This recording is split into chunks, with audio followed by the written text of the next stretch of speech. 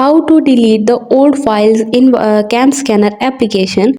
So hey guys, welcome to my channel, and in this video I'm going to show you how you can delete the old files in cam scanner application that you don't want to use anymore.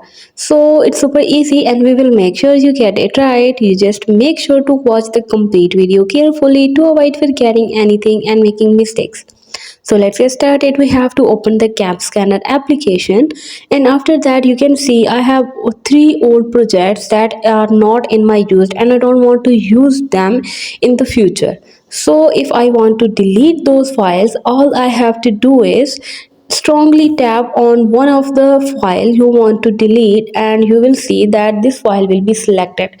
And after that you will have to tap right here on the delete option to delete this file. If you want to delete the multiple files at once, you can select two files at a time, you can select three files at a time, and many more files at a time. So this is how you can easily get access to all the files and to delete them easily.